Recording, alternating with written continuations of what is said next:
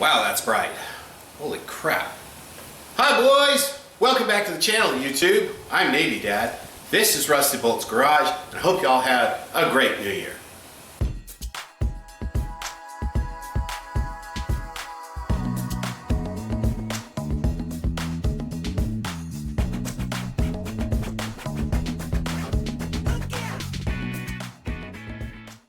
Hope y'all had a great holiday and Happy New Year and all that fun stuff. And now we're into 2021, and hopefully for everybody, it will get better. So, yeah, I've been off the air for a little while, getting stuff done, all that kind of sort of thing. And I've also made some decisions based upon the fact that I have a new project car, and that's what this video is today, is to announce the new project car, and hopefully y'all gonna like it. It's one of those things that fell into my lap. I couldn't say no because it's one of my all-time favorite cars ever. And it is a 1970 Chevelle. The Chevelle of Chevelles. The 1970 model, of course. It's a 1 year only as far as its fascia and back bumper. Of course, it shares a lot of things with the 71 and 72, but those just aren't as cool. I mean, the 70 to 72 Chevelle is the most widely used classic car in any TV, commercials, or movies. Yes, more so than the 69 Dodge Charger. So anyway, love this car. I couldn't say no. And I've started to kind of grow a little tired of the Miata Turbo project simply because I built a couple of them, and this car is just, like I said, one of my dream cars. So before we get into it, and I'll show you about it, I need to tell you a couple things that is so cool and how this all happened. So a friend of mine told me about it. He sent me a text. He said, dude, I'm thinking about buying this car. And he sent me a picture of it. And I'm like, wow, dude, it's a 70 Chevelle. How much? He told me, and I was like, just buy it and flip it. Sorry, I'm not gonna tell you how much I paid for it because it literally was the least expensive running, sort of, 1970 Chevelle in the United States. Bar none. eBay, Breaker Trailer, Barn Finds, Cars.com, you name it, there wasn't a single running two-door coupe 70 Chevelle for less than about $12,000 to $15,000. I think was the cheapest one that I found, and I got it for a hell of a lot less than that. So anyway, his issue was he didn't have a place to work on it. And the gentleman that he bought it from was a longtime friend. He used to live across the street from him and moved. They've still remained friends to this day. Well, that's what's so special about this, is who this gentleman is. I'm just going to give you his first name. It's Tom. And he is probably one of the most famous Chevrolet engineers you've never heard of.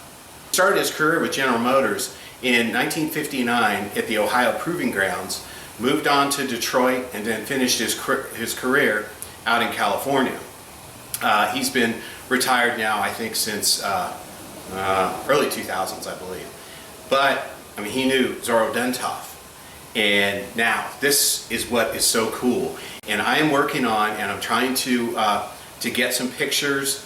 With COVID, it's just been very difficult. He's over an hour south of me, so he has books and stacks of pictures of stuff that he took while he was driving pre-production cars and things like that.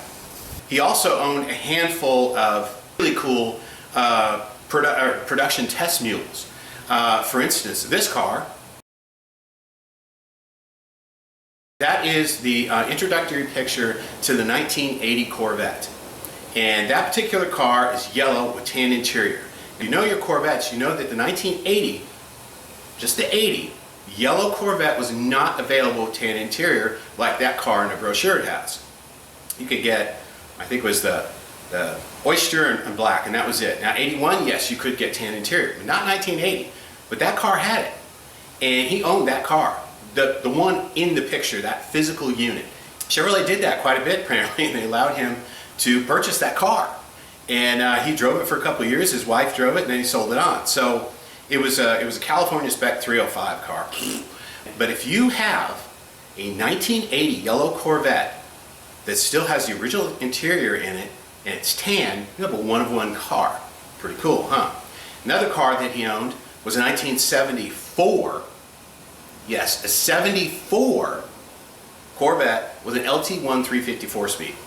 And it was, again, it was a test mule. They were testing emissions and things like that, trying to get that motor certified, and it never happened. But he owned that car. So if you have a red 1974 Corvette convertible, factory fitted with an LT1 354 speed, and you've got all the original paperwork that he sent on with the car, again, you have a one-of-one car. Pretty cool, huh? So what the coolest thing is what he did as an engineer. He was a brake engineer. He worked on all the different 1960s Chevrolet brake packages, including the 64 Corvette four-wheel disc brake package. Yeah, I know. That's what I said to him. I went, 64? He said, yeah, they tried to have it ready for 64, but it didn't happen. So it came out in 65. He also worked on the JL8 project, which of course, if you know your Camaros, that was the four-wheel disc brake package for the 69 Camaro. I believe there was 209 built with that option, so they could, as a homologation, so that they could use that package in Trans Am racing. So it's pretty cool. So I spent 4 hours talking to him when I bought the car, and it's just amazing the cars he's owned. He's owned countless Corvettes, Camaros, but Chevelles were always his favorite. He's also built several, and I got to get those pictures, and I'll try to put them up on the channel, maybe even do an interview with him if he would allow that, because the stories he has, it's not been documented, and for a Chevrolet enthusiast, that is so important to us, right? So I'm going to try and get that information, but he just had so many cars. He's had a number of 57 Chevys that have been on the cover of Super Chevy, I think Carcraft, maybe Hot Rod, I'm not sure. Amazing cars. Really a cool guy. So I'm just kind of honored to have this car. So he and his son originally bought this car. It's been off the road for 10 years. They're going to build a, well, let me show you the car first.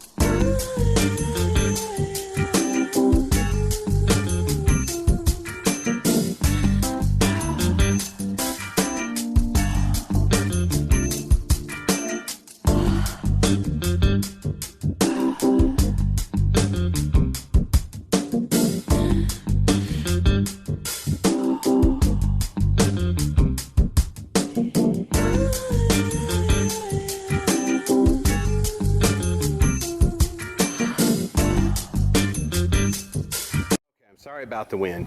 So here's some interesting stuff about this car. That hood, that fender, the rockers, both rear quarter panels, and believe it or not, that trunk lid are brand new OPGI units. Watch. See? All nice and shiny black, still has OPGI sticker on it. But yeah, so all this stuff was put on the car 10 years ago, and then it sat outside. So, which actually, kind of leads to the coolness. Now, unfortunately, those quarter panels, see right there how much space there is between that and the valence. And right here, yeah, they were put on wrong. And not only that, they're put on bumper rust. That's kind of tough. Now, so I know that the light's really bright, but this thing's been patched over patches, probably over patches. It's not terribly bad in here, but yeah, the whole trunk pan needs to be replaced, and I have no idea what went on there. They said this actually happened before they bought the car. That is a brand new fuel tank in there, but I don't know if somebody cut it out to replace the sender, who knows. But I'm definitely gonna have to patch that up so I don't get exhaust into the cabin. And as for the interior, as you can see, that's actually the worst of it. There's another small hole in the same place over on the passenger side. But you can see the, yeah, total Flintstone situation there. And this, the front part of this has been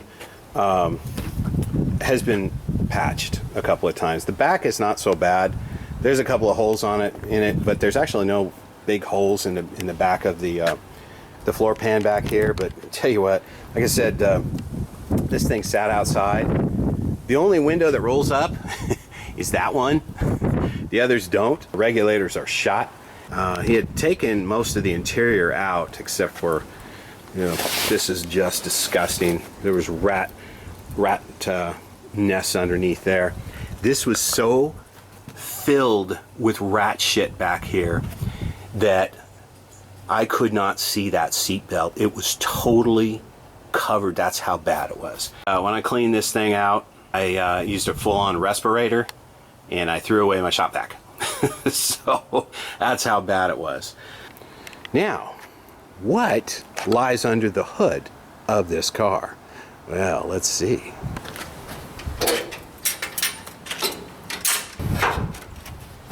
There it goes.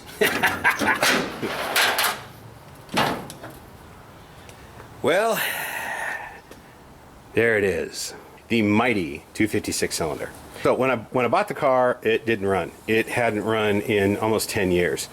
But it had a new fuel tank, a new rebuilt carburetor. I got a new fuel pump for it, and the fuel line was clean.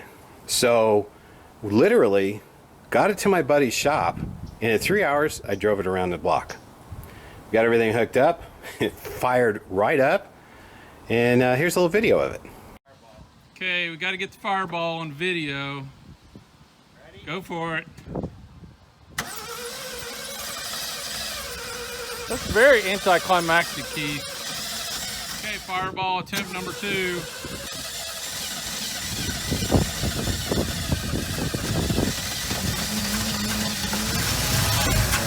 Oh my! It didn't blow up.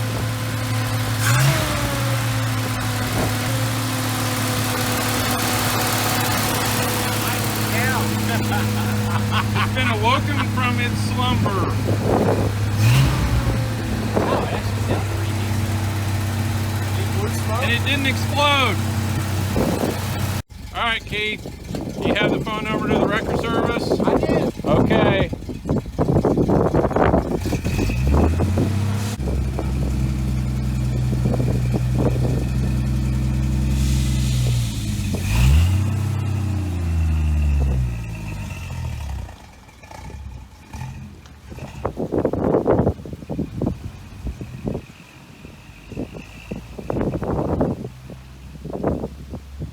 10 bucks says he doesn't make it back. And I have to go get him in that. So apparently I owe Keith $10. Oh, not yet. He's going back around one more time. Still got a chance to win this one. Well, he made it. Glad to see it, even though I'm $10 poorer. Quick to take a tour of all the parts that we find. Oh yeah, and all the rust and Windhopper's mess. It's alive! Yeah, listen to this thing. Listen. I mean, this is a 6-cylinder, right? Listen.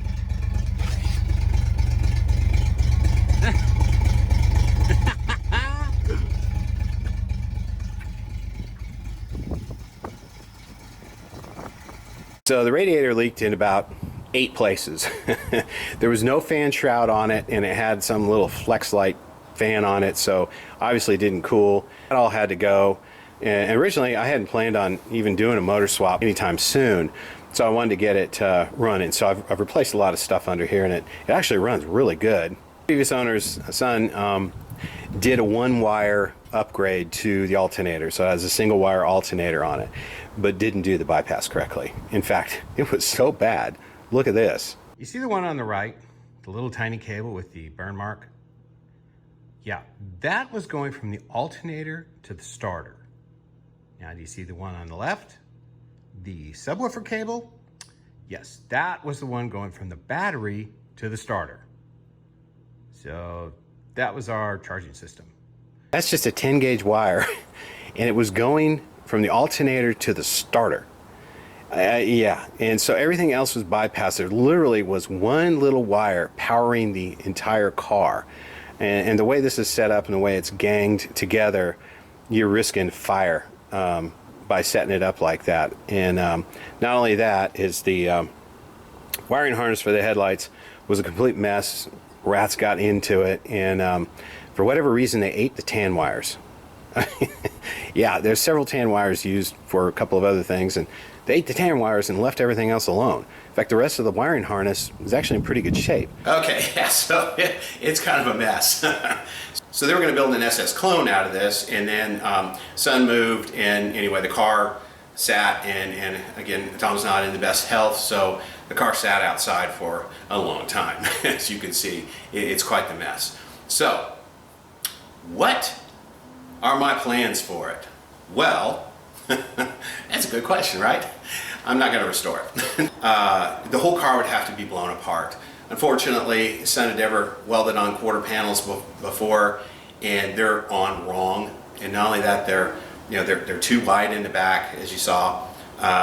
They are also the inner structure was rusted, and it's welded onto rust. The rockers weren't lapped over correctly. There's all kinds of things like that. Blow the entire floors out. I don't have time or the budget to do that. The quarters would have to be taken off, and completely redone. At least it was a non-vinyl top car. In fact, the original car was actually Harvest Gold. Top. In fact, it was a base model car, 6-cylinder, 3-speed on the tree, AM radio, and a heater. That's it. That's all it had. So it was Harvest Gold with Harvest Gold interior. But at least it didn't have a vinyl top, so we don't have any window rot in the back. It's got is to get the car very mechanically sound. Parts. It came with aftermarket upper and lower control arms, and then I had steering. I've got all complete power steering set up for it. Using a Jeep Cherokee ZJ steering box. If you don't know suspension, 4-wheel disc brakes. And this is something fun you're going to want to watch. I'll have an entire how-to set up on that, but it's how to do 4-wheel disc brakes very inexpensively using Camaro 4th generation F-body brakes, front and rear. Very inexpensive. And engine. Yeah. Okay, so this is quite the mess. There is the 5.3 that I've got very inexpensively that I decided not to put into this. I'll tell you in a few minutes why. But and that's the 454, and I'll tell you that story here in just a couple seconds. See, I got my choice, right? No, we're going 454 because I bought the 5.3 to put in this car, and I didn't do enough research. I was just jumped at it because friend of a friend, I really got a good deal on this engine, and the 5.3 truck motor into the Chevelle, you've got to use all LS1 front accessories because the truck accessories hit the frame. So you've got to use all that, and then really you probably should go with an LS1 intake. That started getting a lot more expensive than I wanted to go for this. And then something popped up 3 days before Christmas. And I'm like, whoa. So a guy, I happened to look at Facebook Marketplace, and the guy had just posted it like $754, best offer, complete, running, driving, excellent condition. Like, what? So I pinged the guy and I said, well, what are you looking for? And he goes, well, I had one guy just offer me $300 for it. Another guy offered me $400 for it. And I said, would you take $450? I sent him a picture of the Chevelle. It's going to go to a good home. And he said, yeah, come get it. So it's a 73 454 truck motor, and it's a 4-bolt main. So that's a good solid engine, really good solid engine to build off of. Well, so we get there, and the guy's an LS swap guy. That's his business. That's what he does. So he had the time. If the user doesn't want to keep the old engine, he doesn't have time to deal with it. So he just wanted it gone. In fact, when anyway, I got a 454. So with the valve covers off, it looks like it was just refreshed. It is so clean in there. There's no sludge at all. The water jackets, there's no rust or anything. It has an Edelbrock intake and carburetor.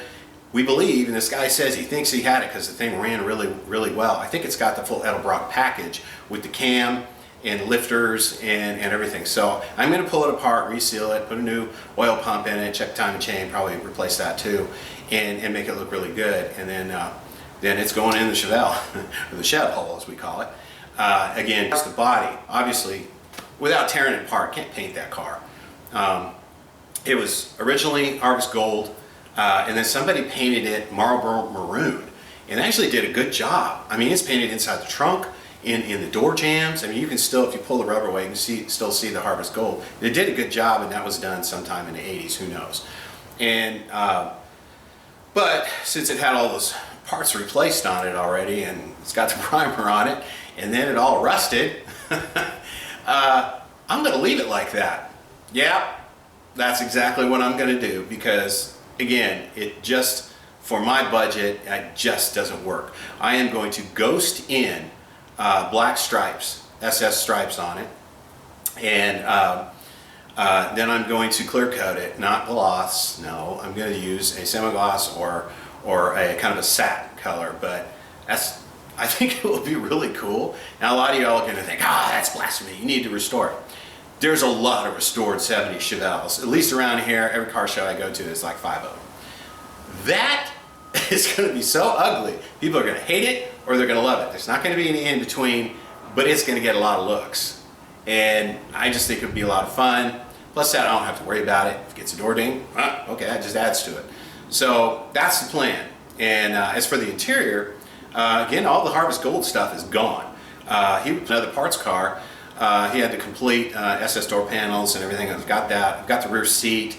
And I'm going to do some patchwork on the floors, and then I've got BMW seats that I'm going to go in. I don't trust those seat belts because of the sketchiness of the floor. I can reinforce where the seats are going to be bolted on, but I have a BMW 325 CI seats with built-in and the reason I chose those over some of the other seats is because flat tracks, so it fit perfectly in there. And I've seen other people put the same seat in there and it works fine. Actually, that's what we're going to do. I think it's going to be really cool, and hope you all follow along. And again, we're going to do a lot of how-tos. Now, I've already done some work, as you saw, and I'm going to have to redo some of that to make room for the 454. But putting the electric fans and all the electrical upgrades and everything. And I did film that, and I'll put that out a little bit later.